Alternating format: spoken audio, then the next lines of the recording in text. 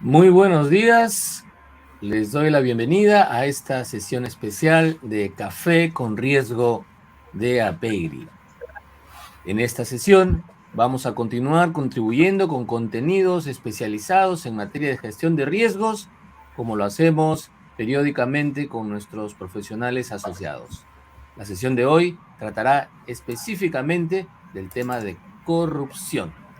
Tenemos entre nosotros a Carlos Pérez, nuestro representante de Apegri en México, abogado de profesión. Tenemos a Ángel Escorial, físico e ingeniero civil de España, quien es el fundador de Apegri. También con nosotros Cibeles Jiménez, de República Dominicana, economista y especialista en riesgos. Y por otro lado, Miguel Avilés, de España también. Él es abogado y economista y, por supuesto, un conocedor del mundo de los riesgos. Y su servidor, economista y administrador y un enamorado de los riesgos. Dicho esto, sobre el tema de corrupción, vamos a discurrir una breve conversación durante los siguientes minutos. Te dejo con el micrófono, Miguel Avilés. Muy buenos días a todos, muy buenos días a todos los que nos oyen, nos escuchan y nos siguen en los cafés de riesgo que estamos organizando el Grupo 1 de Trabajo de Cumplimiento Normativo de Apegri, ¿no? Es un verdadero honor el poder compartir con vosotros pues, esos 2 minutos para hablar en materia de corrupción, un tema que a todas luces nos afecta desde el punto de vista de tráfico mercantil, desde el punto de vista de seguridad, desde el punto de vista de reputación. Y es un tema que queda bastante inserto en el ADN de muchos sistemas operativos y que de alguna forma el sistema jurídico pues ha ido afrontando determinados sistemas para poder mitigar esta circunstancia, ¿eh? y que de alguna forma no queda totalmente soslayado, no queda totalmente resuelto. Bien, me gustaría de alguna forma, pues eso, en el día de hoy que fuésemos viendo las ópticas que se han desarrollado con respecto a la tipificación de qué es corrupción en el ámbito europeo, en el ámbito mexicano. Carlos nos va a dar una excelente visión. Cibeles, desde el punto de vista, pues eso, de países con un desarrollo normativo en consolidación. Y desde luego, pues bueno, pues Ángel, desde su visión de gerencia de riesgos, nos dará pues una visión de cómo se está mitigando a través de controles, sistemas, el asunto que de alguna forma nos está dando el problema de corrupción.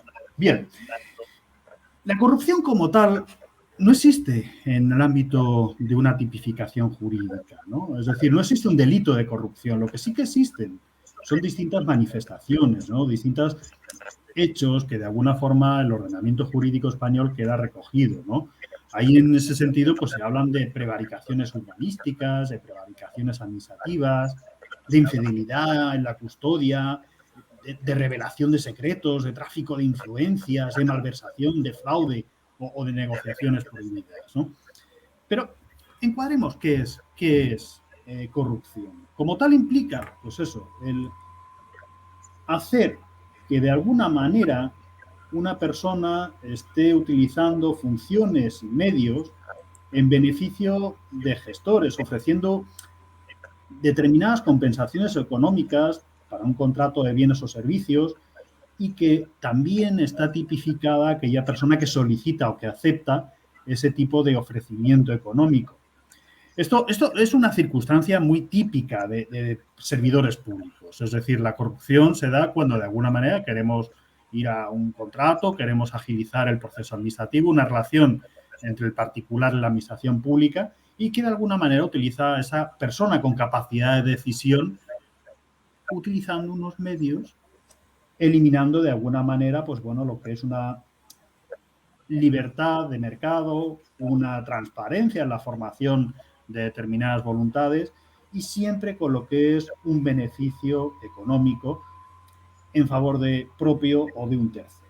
Esto implica de alguna manera, pues bueno, lo que es los sujetos siempre están tipificados con aquellas personas que tienen un poder de actuación. Si no tengo capacidad de resolver o de decisión, como tal a lo mejor se puede hablar de lo que es un delito de coacción o como tal, de alguna manera, pues bueno, pues si tuviese, digamos, una capacidad de opinión, pues ahí, curiosamente, estamos muy expuestos a grupos de opinión, grupos de presión, que de alguna manera, pues bueno, pues están condicionando la voluntad que se nos está dando, ¿no?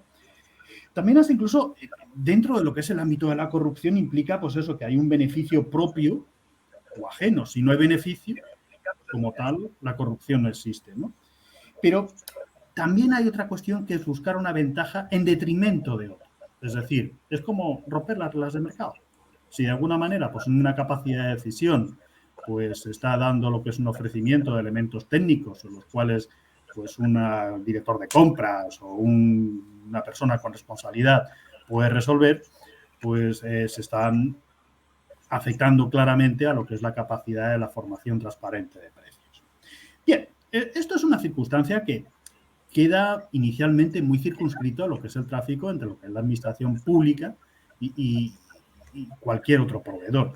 Pero las reformas que se están dando últimamente permiten de alguna forma hablar de lo que es corrupción entre particulares. Y ahí hablamos, pues, bueno, de lo que es los responsables de compras de grandes corporaciones y tal, o también hasta incluso, pues bueno, lo que es la extensión que se pueda estar dando en el ámbito de la competición deportiva o en el ámbito de las transacciones comerciales internacionales o en el ámbito, pues bueno, pues de circunstancias de la esfera privada.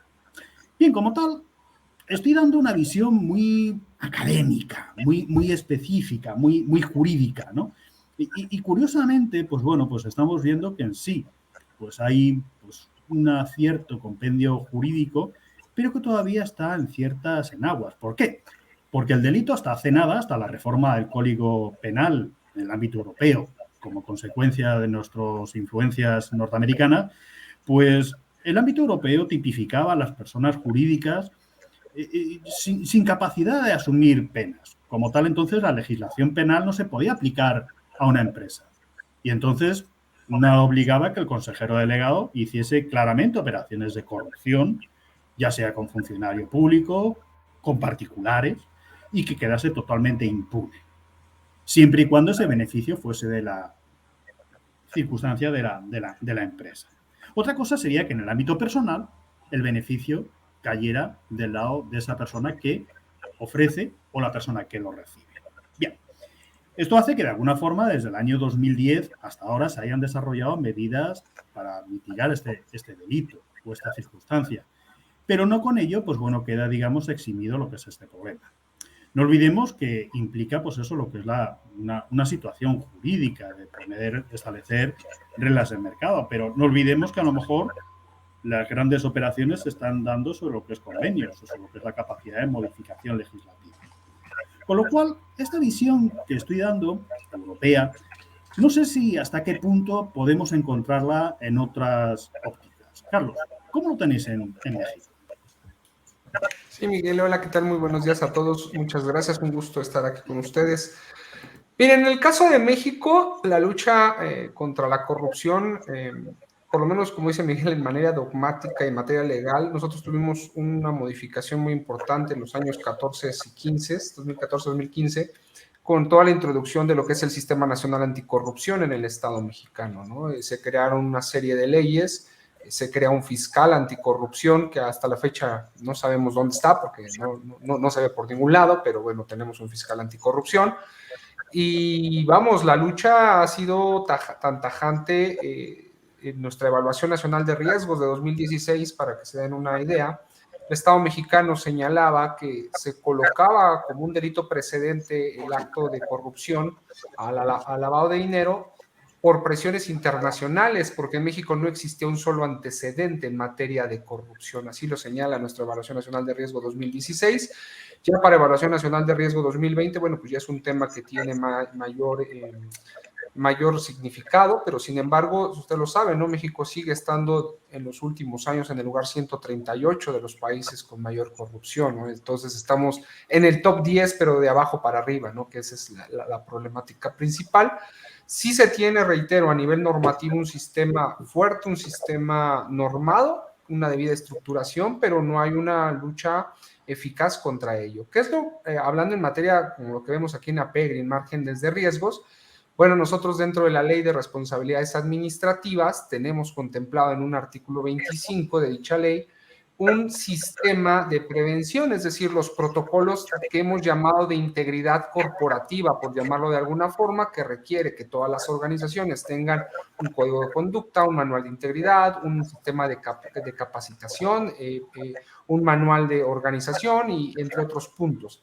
Ese mismo protocolo, México lo ha firmado para poder brindarle principalmente a las pymes cómo llevarlo a cabo, porque ya saben que el tema de las pymes es ¿y cómo hago esto? ¿no? Entonces México tiene firmado, tanto con PNUD como con USAID, un protocolo específico para la implementación de ese sistema para poder acreditar, porque dice que si las empresas no tienen, o toda empresa que recabe o requiera fondos del gobierno federal, no tenga o no cuente con ellos, será penas graves y bueno, pues generará una vinculación con la responsabilidad penal de las personas jurídicas. Ese es un punto muy importante a resaltarlo. Ahora, dentro de esa lucha, el año pasado, en noviembre del año pasado, se crea en el Estado mexicano algo que se llamó distintivo de integridad empresarial. La Secretaría de la Función Pública invitó a todas las empresas a que inscriban esos protocolos que les acabo de comentar para que ella los revise y les otorgue el distintivo de integridad empresarial para que al participar en las licitaciones existentes, bueno, pues en esas licitaciones tengan como una palomita, digámoslo, porque ya han sido prerevisados por parte de la Secretaría de la Función Pública para que, bueno, pues puedan adjudicarse las licitaciones. El problema que tenemos en México es que todas las licitaciones no existen y todo es por adjudicación directa del presidente. Entonces, pues bueno, es medio complicado, pero bueno, ya se tiene y hay empresas que ya han empezado a pugnar por eso. Sin embargo, más allá, si me permites, Miguel, rápidamente del Estado mexicano, yo quiero hacer un antecedente en Latinoamérica. En Latinoamérica se tiene el primer convenio firmado con la ONU, ¿no? En el Estado guatemalteco fue el primero en firmar en el año 2014 o 2015, si no me equivoco, su primer convenio de CICIG. ¿Qué es eso? Bueno, sus protocolos o la lucha, es lo que ellos llaman la Comisión Internacional contra la Impunidad, en este caso fue en Guatemala. Guatemala, al declararse un Estado totalmente en margen de corrupción en esos años, solicita el apoyo de ONU, que es parte de los elementos que se pueden tener con ella para que la ONU venga a revisar los procedimientos en contra de funcionarios públicos, ¿de acuerdo? Y bajo ese entendido, Guatemala empieza a revisarse y los procedimientos son verificados por ONU cuando se tratan con servidores públicos. Y una de las problemáticas que se empieza, o la principal problemática que se empieza a tener y que de ahí genera uno de los principales, una vicepresidenta condenada, es por el caso Agua Mágica o el caso de el Agua Matitlán. La vicepresidenta contrata a través de su hermano una empresa israelí para sanear el agua que era con lo que principalmente se distribuía en el estado guatemalteco, y lo que se generó fue una contaminación. Se blanqueó el lago, pero a través de productos nocivos para la salud se llevó eso a la población, y eso generó la sentencia, o una de las primeras sentencias en Latinoamérica en márgenes de corrupción bajo ese entendido, pero tuvo que ser, reitero, con el apoyo de la ONU. Para que se den una idea, Guatemala determinó en ese año que para la inversión que se hizo de ese acto de corrupción, que fue lo que cobró esta empresa israelí, que era propiedad del hermano de la vicepresidenta, generó en materia de salud y nutrición, se dejaron de vacunar a más de 1 millón de niños y niñas, ¿de acuerdo? En esas edades, ¿de acuerdo? Adicionalmente, 12 millones de personas dejaron de tener acceso a métodos de planificación familiar. En materia de educación, se dejó de producir la entrega de cerca de 300,000 libros escolares para nivel de educación primaria bilingüe. Más de 100,000 estudiantes del ciclo básico y secundaria se dejaron de ser atendidos por el sistema escolar.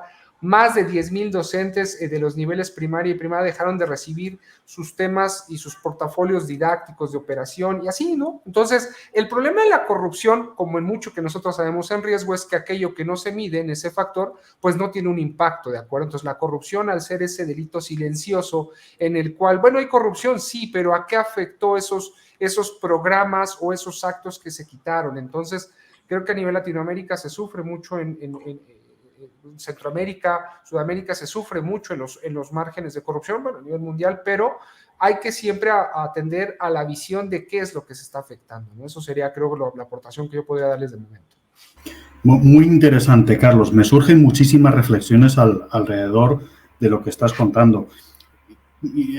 Quizá ahora lo podemos abrir en el momento de debate. Estoy plenamente de acuerdo que el principal perjudicado del delito de corrupción es la sociedad. Lo que estabas comentando de la situación guatemalteca es precisamente como consecuencia de este proceso, pues hay un enriquecimiento, no sé, bueno, bien, pero realmente ese desvío de fondos que hace que se priven de programas sociales, de una infraestructura, de una cuestión, pues de alguna manera pues sea una colectividad que resulta claramente perjudicada, el contribuyente, el receptor de ayuda social. Hay otra cuestión importante, ¿no? Dado que es muy complicado perseguir la corrupción, quizá uno de los sistemas para atajar este problema sea, digamos, las consecuencias del mismo. Es decir, de ahí el reforzamiento de la ley de prevención de blanqueo de capitales, en la medida que de alguna forma, pues bueno, impide que ese beneficio, esas ganancias ilícitas procedentes de este acto delictivo, pues estén penadas y que estén perseguidas, con lo cual podría ser, digamos, una gran medida de sistema. Pero antes que a lo mejor abrir otros ámbitos de debate, Cibeles, yo te quería preguntar, en un ámbito de la República Dominicana, ¿cómo estáis viendo este problema? ¿Realmente la corrupción es una cuestión para tener en el radar dentro de lo que es una cuestión de Estado? Sí, buenos días a todos. Gracias por darme la oportunidad de comentar este tema que definitivamente es tan lacerante en todo Latinoamérica. Bueno, como comentaba Carlos, nosotros en Dominicana también sí hemos hecho muchos esfuerzos y nosotros tenemos un código penal dominicano que tipifica ya los actos de corrupción como el desfalco, el cohecho, etcétera. O sea que sí venimos dando muestra de tener un marco legal. En nuestra ley de lavado de activos es un acto precedente, perdón, es un delito precedente de lavado de activos, con lo cual por ahí también se controla. Tenemos infraestructuras creadas, tenemos un ministerio de ética e integridad que vela porque las entidades gubernamentales funcionen dentro de un marco prudente. Tenemos una dirección de compras y contrataciones públicas. En el 2020 se logró tener una procuraduría realmente independiente. Ahora bien, hago una pausa. Eso es todo el marco legal, pero es verdad que durante los últimos 10 años, a pesar de contar con todo ese marco institucional y jurídico, teníamos unos actos de corrupción muy latentes, muy vividos por toda la sociedad. Y a partir del 2020, con el nombramiento de esos funcionarios independientes, pues sí se empezaron a perseguir.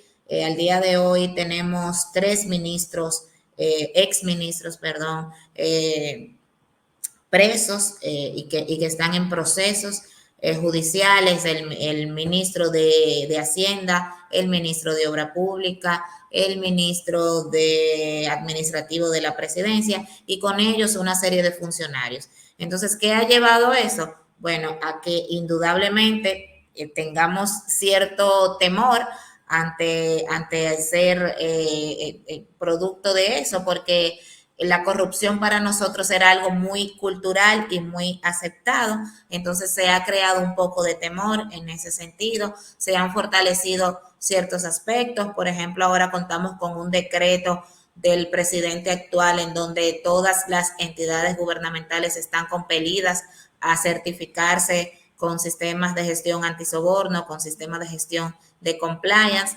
que son pasos importantes de cara a la lucha contra la corrupción.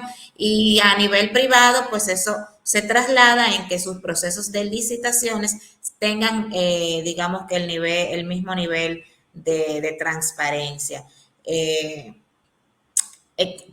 Comentando un poco y trayéndome a la memoria de las cosas que comentaba Carlos, sí le puedo decir que justamente para los temas de pandemia había un entramado de corrupción tan importante que afectó socialmente porque había un grupo que era familiar directo del presidente de ese momento. Entonces ellos tenían controlada todas las importaciones de cama para hospitales, de medicamentos, y como a pesar de que habían otros empresarios que podían suplir a los hospitales y a todo el sector salud de esos insumos, ellos lo tenían bloqueados. Entonces eso hizo que fallecieran muchísimas más personas y que de alguna manera colapsara de una manera más rápido el sistema de salud ante esa crisis mundial que no vamos a entrar en ella porque todos lo conocemos. Entonces, sí tenemos un marco jurídico, sí tenemos institucionalidad, sí hemos mejorado en la percepción de la corrupción en los últimos años, pero sigue siendo un tema cultural importante y un tema aceptado por, digamos, socialmente, que tenemos que seguir trabajando. Muy interesante, Cibeles. Es sorprendente ver cómo ámbito de la cultura, pues por una parte tengamos un móvil como para poder incurrir este tipo delictivo, pero también hasta incluso en el ámbito cultural está la solución. Es decir, si todos entendemos que realmente tenemos que formar los precios, los contratos, las relaciones mercantiles de una forma transparente, evitando este tipo de dádivas, desde luego, pues sería, digamos, el principal control, ¿no? Al hilo de eso, quizá anticipo un poco lo que nos pueda comentar Ángel, ¿no? Entiendo que las principales vías de solución que se están haciendo es la reforma legislativa, por una doble vertiente, entiendo, ¿no? Por una parte, desde el punto de vista de imponer a las organizaciones, empresas, los códigos de ético, los sistemas de vigilancia penal, el sistema de denuncias, el sistema de implantar los sistemas de integridad corporativa que estaba comentando Carlos o los sistemas de manual de prevención de delitos que se hablan en el ámbito español, bueno, pues es, digamos, una manera pues para eludir responsabilidades, creo. Es una reflexión muy personal, ¿no? Que de alguna manera, pues bueno, pues si alguien dentro de la organización quiere meterse en un charco, que lo haga simplemente dentro de lo que es su esfera personal, pero así de esta manera quedaría excluida la organización. Por otra parte, desde el punto de vista del sector público, las distintas reformas que se están haciendo en materia de contratación, como muy bien estaba diciendo Cibeles, pues los distintos sistemas que se puedan estar dando, pues desde lo que es el tema de medidas de licitación pública, de temas de libre concurrencia, de transparencia en las plataformas de contratación. Pero claro, a lo mejor hay una esfera que se nos escapa, que es el ámbito de los convenios o determinadas regulaciones que se están dando en sectores que pudieran ser estratégicos, ¿no? Y ahí hablo de lo que es el tema de salud, o hablo de temas de minería, o temas de electricidad, o de comunicaciones, o de defensa, o temas relacionados con ámbitos de infraestructuras. Como tal, entonces, es un tema curioso que no sé hasta qué punto tiene sentido que se hagan determinados sistemas reforzados en determinados contratos, desde el punto de vista de la administración pública. Presidente Lucho, ¿cómo lo veis la circunstancia de la corrupción en el ámbito andino, en el ámbito peruano? Bueno, gracias por esa pregunta. Mira, Miguel, y esto lo quiero comentar casi como un secreto a voces, ¿no? La corrupción en el Perú tiene un costo financiero sumamente alto, como lo ha comentado también Carlos. La medición de la corrupción no solamente es por los montos que se pueden identificar como involucrados en algunos de los casos, yo puedo mencionar algunos de ellos, algunos de ellos todavía están en vigencia, pero es conocido que en el Perú pues tenemos casos como el Lava Jato, ¿no? Relacionado con obras de construcción. Tenemos también más de 5 presidentes anteriores involucrados en casos judiciales, algunos de ellos en las cárceles. Tenemos también algunos que se llaman los cuellos blancos del puerto del Callao.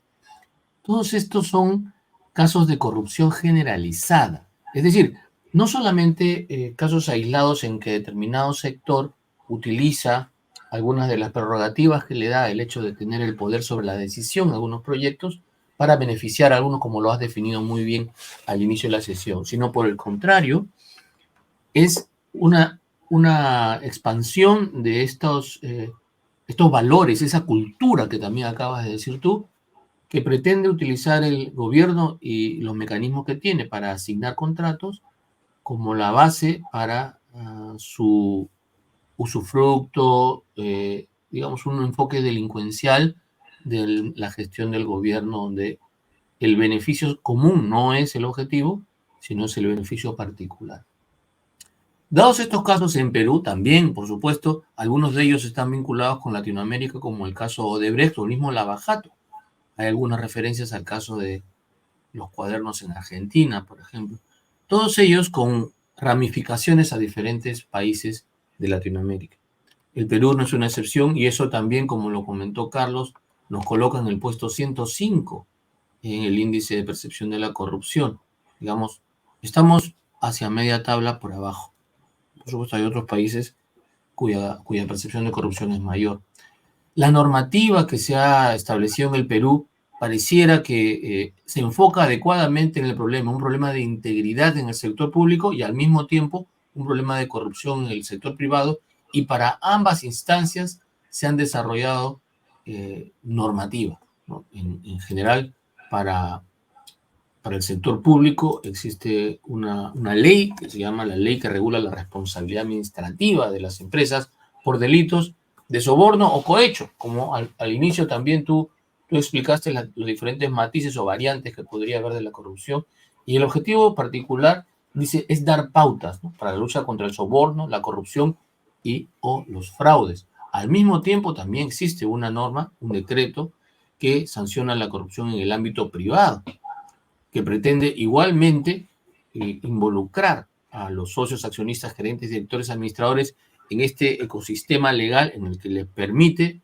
tipificar sanciones para los actos de corrupción en el sector, para las relaciones comerciales y a la competencia leal entre empresas. Entonces, desde el punto de vista de infraestructura legal, pareciera que los pasos están siendo dados adecuadamente. Sin embargo, si revisamos la historia y el efecto financiero, es decir, el monto involucrado en estos actos de corrupción de todo el siglo pasado, digamos del 900 al 2000 y más recientemente al 2022, los montos involucrados son más o menos una constante respecto del PBI. 1, 2, 3, 4%, hasta 5% del Producto Bruto, que se puede reflejar después en obras no hechas, ¿no?, en favor del bien común. Ese porcentaje pareciera ser fijo, no se reduce. De hecho, hasta el año 2022, y esto es una presentación periódica de la Contraloría General de la República del Perú, el monto es 24.000 millones de soles, que más o menos equivaldrían a 6.500 millones de dólares, que equivale más o menos entre el 3,5 y 4% del PBI. Si nosotros hacemos una relación con el déficit fiscal y sus límites, digamos, como 3% del PBI, fíjense que casi todo el déficit fiscal en el límite estaría siendo perdido, asignado a bienes, digamos, a patrimonios privados, en lugar de destinarse al sector público y a obras que se requieren en el Perú, considerando todavía que los niveles de pobreza en el Perú y necesidad de infraestructura son muy altos. Entonces, fíjense cómo esta figura que nos dice que hay una infraestructura legal adecuada, sin embargo, todavía estamos esperando que se manifieste de forma concreta en la realidad. Hay, y seguramente lo podremos comentar después, algunas iniciativas respecto de la integridad en el sector público, también algunas directivas en el sentido, donde se nombra un responsable de integridad en cada una de las instituciones públicas, ¿no?, y que está desplegando algunas acciones en ese sentido. Eso podría comentar respecto del Perú. Miguel, gracias por la pregunta. Qué buena reflexión estás haciendo, Lucho. Fijaros cómo el ámbito de la corrupción pues no es una cuestión que se ve de una forma íntima en un país, sino que viene extendido, incluso de una forma transnacional. El caso que estabas comentando, Lucho, del Lavallato, pues es una cuestión que convulsiona los sistemas de licitación pública, pues podría decir en toda Latinoamérica, ¿no? Ver cómo tiene ramificaciones en Perú, obviamente en Brasil. Desde luego, pues bueno, pues hay centrales de producción eléctrica en República Dominicana, y en el ámbito mexicano, pues bueno, pues hombre, pues se ve que también tuvo su presencia, ¿no? Por otra parte, también connotaciones desde el punto de vista accionarial en el ámbito europeo, ¿no?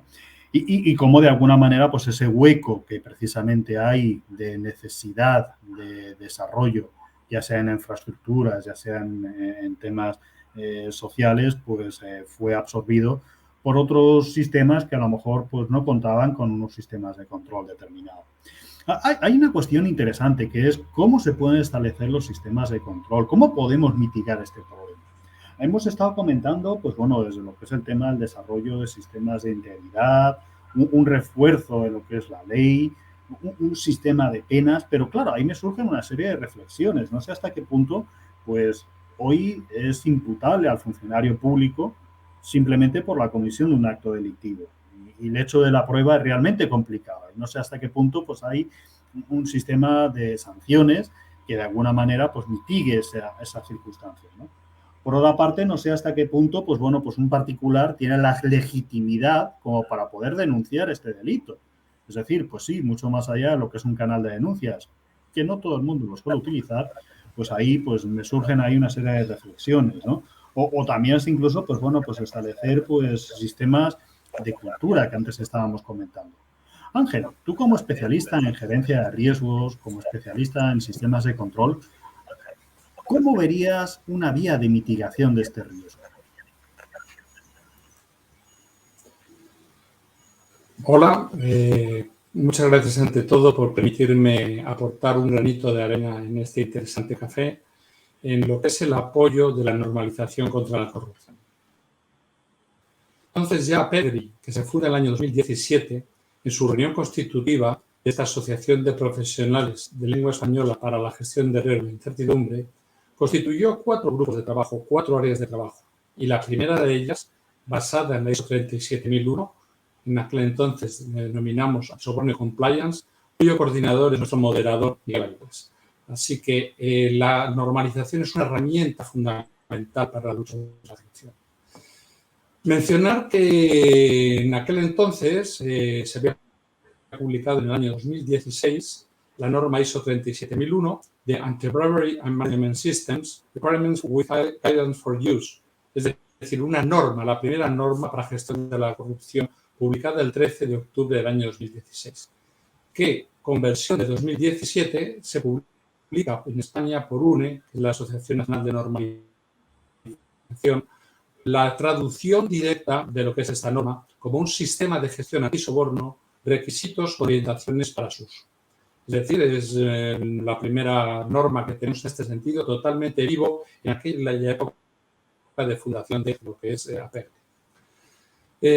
Otro de los eventos que están en la página de UNE o de ISO, si entran, es la normalización de el establecimiento de un Día Internacional contra la Corrupción. El día 9 de diciembre se celebra el Día Internacional contra la Corrupción y, según la ONU, la corrupción frena el desarrollo económico y social en todas las sociedades y representa uno de los mayores impedimentos para alcanzar los objetivos de desarrollo sostenible, las famosas ODS de la ONU. De tal forma que la normalización dota al mercado de un documento, esa ISO 37001, con las mejores prácticas para establecer un sistema de gestión antisoborno que ayude a cualquier organización a implantar sus políticas antisoborno y a gestionar el riesgo para evitar que se materialicen delitos de soborno en su seno. Cada organización deberá aplicar los requisitos del sistema de gestión de forma proporcional a sus características. No es un copia y pega, no vale con hacer uno y copiar lo que han hecho otros. Hay que desarrollarlo ad hoc para cada organización. Este año, en concreto en el mes de julio, pues ha habido una carta del convenor del ISO TC 309 del Grupo de Trabajo 2, en el cual ha hecho un mensaje para lo que es la revisión de esta norma. Todas las normas de ISO tienen un plazo de 5 años, al cabo del cual, acorde con la política, la estructura de alto nivel, se circula un requerimiento a los NSBs, los National Standardization Bodies, es decir, los comités de espejo de cada estado que participan en este comité 309 para desarrollar o una modificación de la norma vigente, en este caso la del 2017, o bien un CD, en este caso, que es un documento de diseño donde se está modificando, que está en este momento en progreso. APEGI, como bien lo de NSB español, que es UNE, que es esta Asociación Nacional de Normalización, participa en ese proceso, en concreto Miguel es la persona designada para ello. Igual que en otras áreas, como la ELA 31.000, que va a celebrar en la primera semana de octubre su revisión, a saber si la ISO 31.000 de gestión de riesgos se revisa o no, ahí estaré participando yo. Es decir, desde APEGRI tenemos distintos especialistas, expertos en distintas áreas, que aportamos en este ámbito de la normalización como un apoyo a lo que es, en general, la mejora de los estándares y, en su caso, en el caso de la corrupción, a su disminución. ¿Qué es lo que aporta la ISO 37001? Pues un sistema de gestión, que sea un management system, que se apoya en las directrices de gestión del riesgo de ISO 31000 conforme al IGWA 31, que es un acuerdo internacional para aplicación de lo que es la ISO 31000 de gestión de riesgo en los distintos sistemas de gestión, de calidad, de medio ambiente, de seguridad y higiene en el trabajo y, en este caso, de corrupción. Otras normas de la serie 37000, que es la dedicada a este tema, pues está la UNE ISO 37002 del año 2021, de hace un par de años, que facilita la implementación del canal de denuncias en las empresas, fomentando la transparencia entre las organizaciones y la sociedad. Es una guía práctica para la gestión de la denuncia de irregularidades según esta norma, en la cual se explica de forma práctica y sencilla en qué consisten los principios de confianza, imparcialidad y protección. La norma deja claras las 4 fases fundamentales en las que se deberían gestionar las denuncias: la recepción, la evaluación, el tratamiento y la conclusión. Y aborda el contenido que aporta una uniformidad internacional para las organizaciones en este tema. Es decir, no que cada uno haga la guerra por su cuenta, sino que tengan un formato unificado en el cual puedan gestionar. En cuanto a legislaciones, bueno, ya lo comentará Miguel, si es que no lo ha comentado. En España en concreto tenemos una ley de este año, el año 2023, que regula la protección de las personas que informen sobre infracciones normativas y de lucha contra la corrupción. Y además obliga a todas las empresas que tengan más de 50, es decir, a partir de 50 empleados, a implantar un canal de denuncia alineado con esta norma que acabamos de hablar, 27002, y de acceso público antes del 1 de diciembre. Es decir, estamos a escasos un par de meses de que esto sea obligatorio por ley. No ya buenas prácticas, sino obligatorio por ley. A nivel de ejemplos, bueno, puedes mencionar 2 casos así, uno que es el FIFA Gate, el otro el Barça Gate. En el FIFA Gate, serán conocedores que el año pasado, en el otoño pasado, se celebró el Mundial de Fútbol, evento que en todos los países de habla hispana pues tiene gran trascendencia. Y bueno, pues este gran escándalo estas últimas semanas ha saltado ya con cifras, con personas imputadas, etcétera, en el cual este Mundial que se asignó a Qatar, quitándose a Estados Unidos, ha sido un objeto de gran polémica. Y después de años de investigaciones, ya que estamos en este momento, esta trama de corrupción detrás de estas adjudicaciones que se hicieron de forma corrupta, tanto para el caso de Rusia como para el caso de Qatar.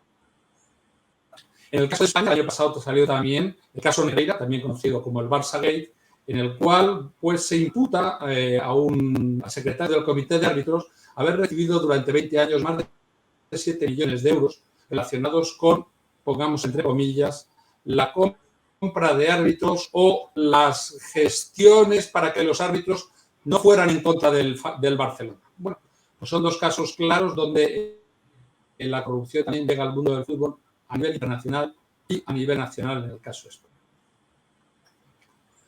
Esto era lo que les quería comentar respecto a la normalización, que apoya e intenta minimizar que casos como estos que hemos comentado puedan tener una trascendencia en lo que es el mundo global y en España en particular. Qué bueno, Ángel. Es muy interesante escuchar Muchas tu visión gracias, normativa. Qué bueno. Realmente, por lo que estoy viendo, pues es un asunto de gran preocupación. No es simplemente una definición normativa de un delito normal, sino que realmente pues estoy viendo que, como bien estaba comentando Ángel, pues es un elemento que afecta al desarrollo económico y social.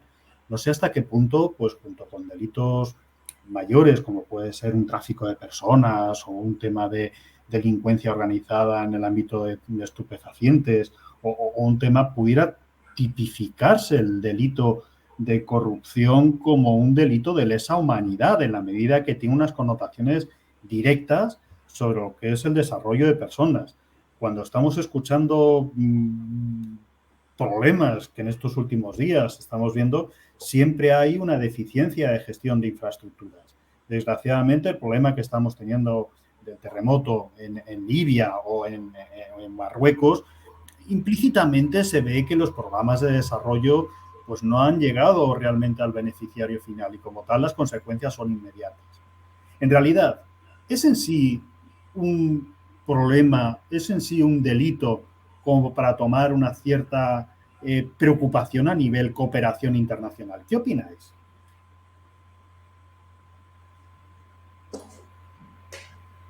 Lucho, ¿cómo lo ves tú?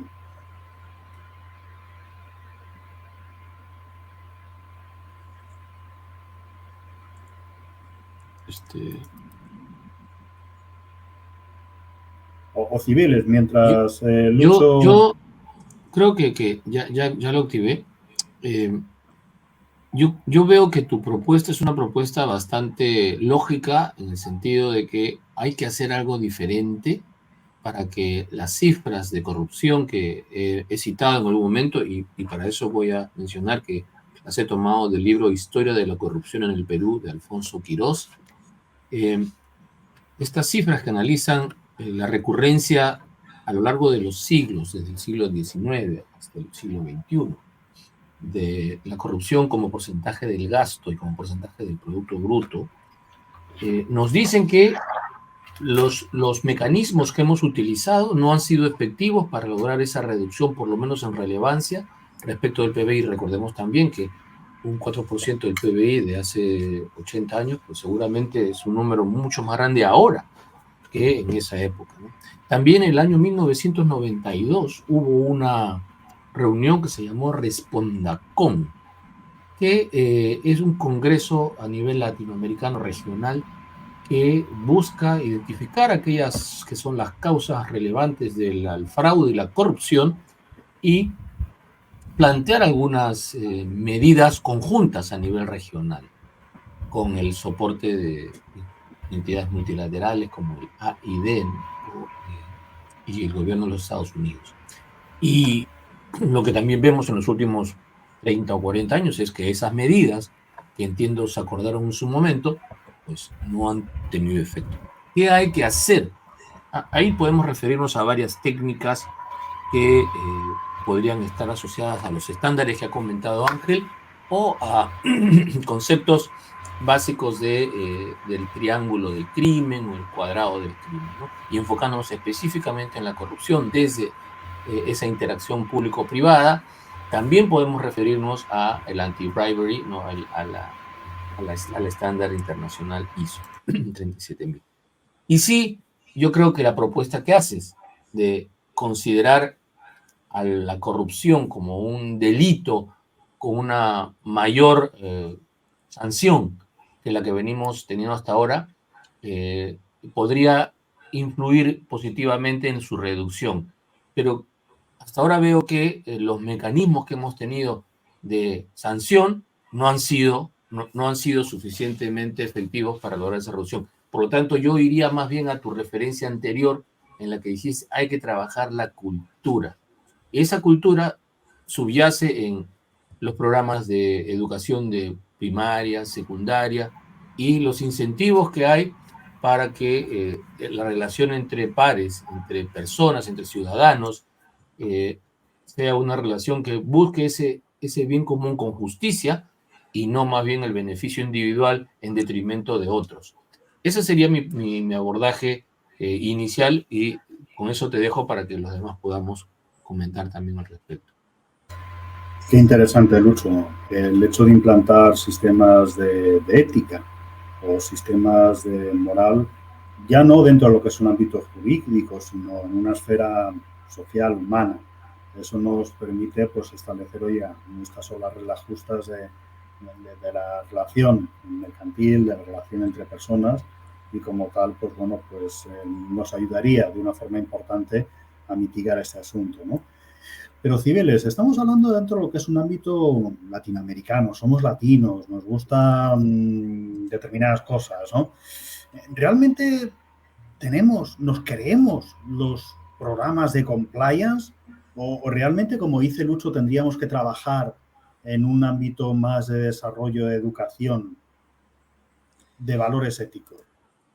Definitivamente yo coincido mucho con Luis y por eso asentía con la cabeza. Yo creo que debemos, es un plan de mucho más largo plazo, empezando con la educación desde primaria, porque es un cambio de chip, es un cambio de cultura, justamente por esa sangre latina que tenemos, esa aceptación o, o digamos esa flexibilidad al no juzgar socialmente a una persona que ha sido señalado por actos de corrupción, sino que simplemente lo señalaron, pero se inserta rápidamente otra vez a la sociedad. Entonces, quizás esa educación desde primaria, quizás hacer esfuerzos mucho más regionales y no hacer esfuerzos país, que sí son importantes, pero cuando se invierten mucho más recursos, como se puede ver desde la región, pues tienen mayor impacto. Y yéndonos un poquito más a lo técnico también, a esas leyes de extinción de dominio, que son tan, digamos, tan laxas o que cuesta tanto su aprobación en un marco jurídico, pues también prestarle un ojito y empezar a implementarlas y a que tengan de verdad un régimen de consecuencia palpable para esas personas señaladas con el delito de corrupción. Interesante. Y Carlos, ¿tú cómo lo ves?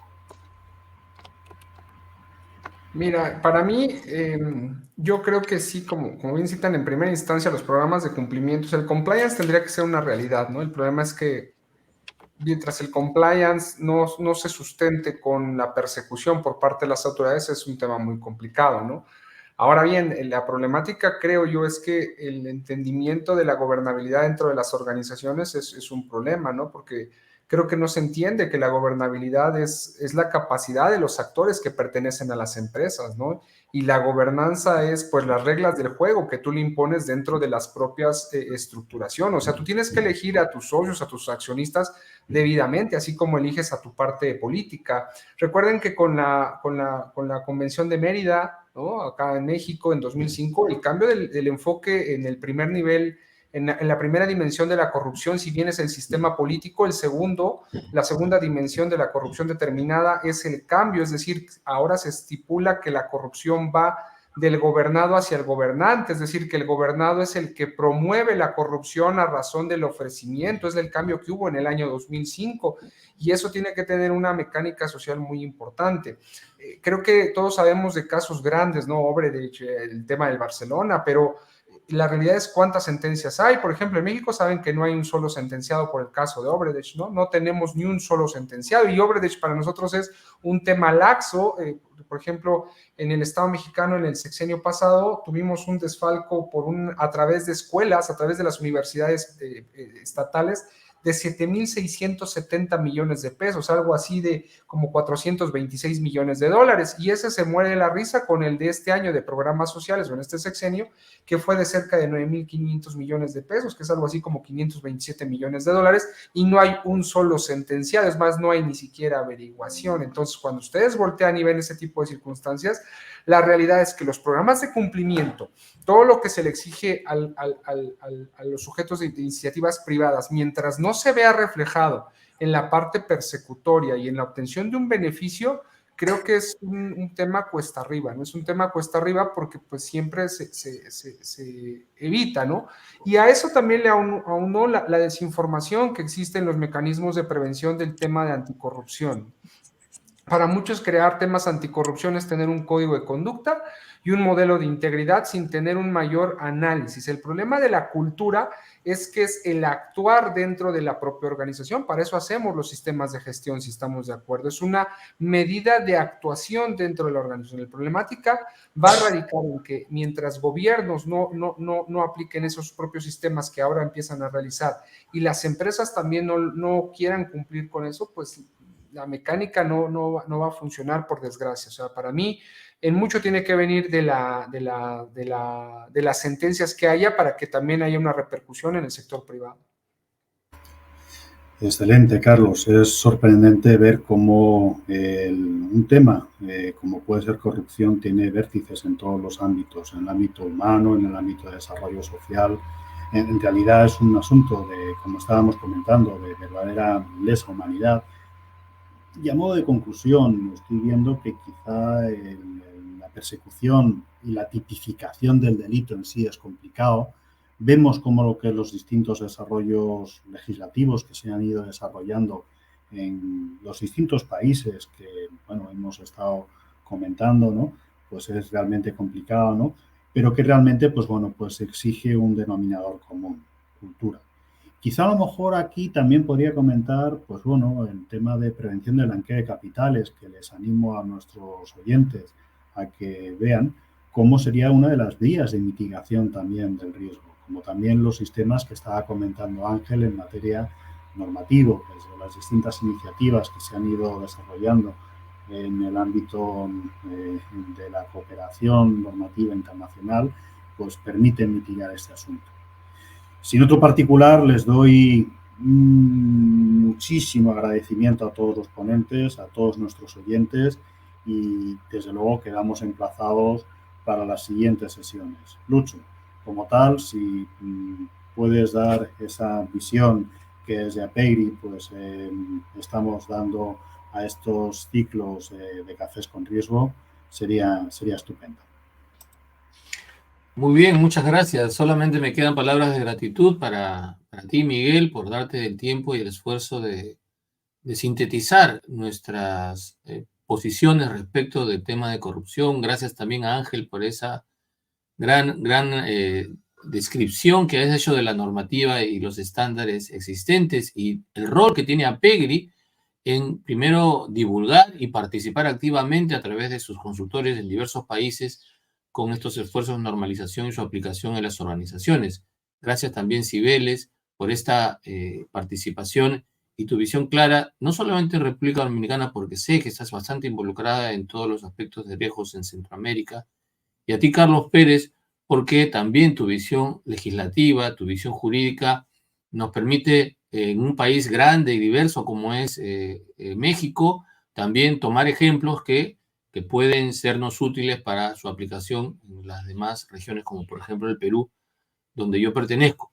Creo que APEGRI también tiene un rol de creación de conocimiento y contenido que se cumple con este tipo de encuentros que le hemos llamado Café con Riesgo, en el que tocamos temas que quizás sean especializados en diversas materias. Hemos pasado desde las monedas digitales, hemos pasado a los efectos de la guerra de Ucrania, y ahora estamos en este grupo de cumplimiento en el que hemos logrado desarrollar algunas iniciativas de trabajo colaborativo con entidades como el ILO School, en el que seguramente vamos a poder discurrir temas de importancia para la aplicación en nuestras organizaciones desde el punto de vista de riesgos y más específicamente desde el tema de cumplimiento. Por eso les agradezco mucho y los invito a seguir atentos a nuestros canales en YouTube para que puedan mantenerse informados de los temas de riesgo. Gracias entonces, Miguel, Carlos, Ángel y Cibeles. Nos vemos en una siguiente ocasión de Un Café con Riesgo.